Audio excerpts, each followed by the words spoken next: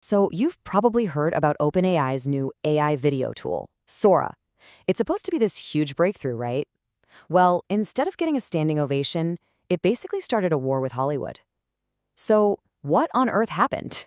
Let's get into this high stakes standoff. And look, that's not me being dramatic. That is a direct quote from someone deep inside Hollywood. You guys literally set the bridge on fire. I mean, wow. It just perfectly sums up how furious the industry is. So how did they do it? What did OpenAI do that was so bad? Well, it all boils down to one single decision. A decision that pretty much attacked the very foundation of how Hollywood works.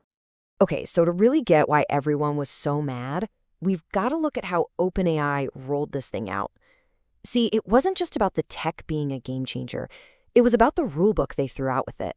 So when Sora dropped, yeah, the technology was impressive, but what really made waves were the, let's call them, rules of engagement. OpenAI put out a policy that flew directly in the face of a core principle that has run Hollywood for like ever. And that principle, it's all about consent. Okay, this right here, this is the whole ballgame. For as long as anyone can remember, Hollywood has worked on what's called opt-in.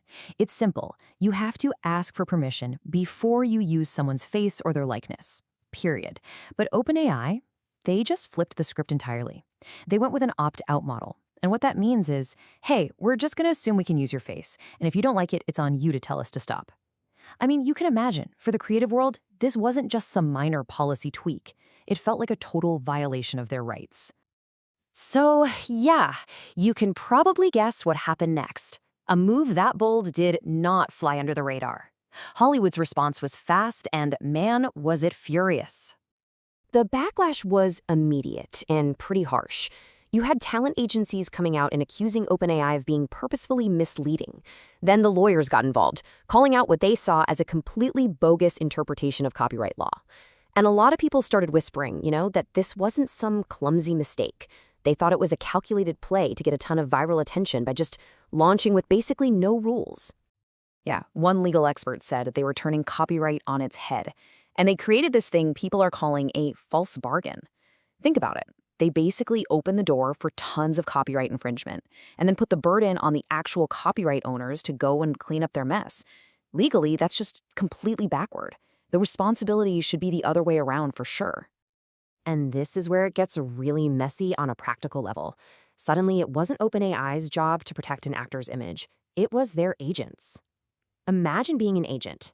If you forget or fail to proactively opt your client out of this thing, and their likeness gets misused, you could be held liable. And in Hollywood, where agents get fired for way less, that's a completely impossible situation to be in. But look, this goes way beyond just corporate drama and legal fights. The fallout from this whole opt-out thing got personal, and it got personal fast, especially when it came to the families of famous people who have passed away. Because there were so few guardrails at the start, people immediately started making videos of celebrities who are no longer with us. And a lot of it was just awful. We're talking crude, deeply disrespectful, even racist stuff. You can only imagine the kind of pain that caused for the families of these people. And then you get this heartbreaking plea from Robin Williams' daughter, Zelda. Stop sending me AI videos of my dad. It's not what I would want. It puts a very real human face on this whole debate. It reminds you this isn't just some abstract argument about tech and copyright law. We're talking about real people, real families, and the pain of seeing a loved one's memory used this way. It happened again with the estate of Dr. Martin Luther King Jr. They had to step in after incredibly disrespectful videos of him started popping up. They demanded OpenAI stop all generations of his likeness, which, of course, forced the company to put in the kind of safeguards that everyone was saying they should have had from day one. All right, so with all this backlash, you gotta ask, what did OpenAI have to say for themselves? How did they defend this? Let's hear their side of it. Okay, so OpenAI's defense was to point to what they called their safety process. They said it was all designed to protect people. They talked about a model spec that lays out the rules, a verification process that runs through the Cameo app, and what they said was the ultimate goal, giving people full control of their likeness. That was their argument. And then you have OpenAI's CEO, Sam Altman. He basically sees all this drama as just a temporary speed bump.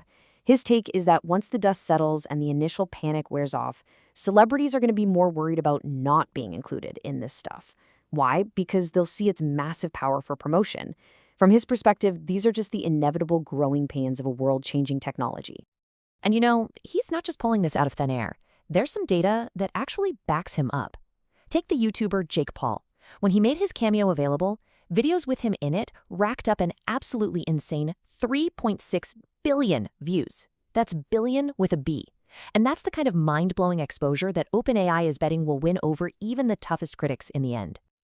So this brings us to the big picture. AI and Hollywood's future. Where do these two giants go from here? You've got this massive cultural institution on one side and this unstoppable tech powerhouse on the other. What's their future going to look like? Well, here's the fundamental problem for OpenAI. See, their endgame isn't just making cool viral apps. The real money, the long-term goal, is to sell this technology to the big Hollywood studios to make actual movies and TV shows. But by rolling out Sora in a way that completely ticked off Hollywood, they might have seriously hurt their relationship with the very people they need as customers. Remember that quote? Setting the bridge on fire? And that's really the big question we're left with, isn't it? Is this whole showdown going to be a partnership or a battleground? Was this fiery start a necessary wake-up call that forces them to work together more carefully? Or was this just the first shot in what's going to be a long, ugly war over the future of art and creativity? I guess we'll have to wait and see.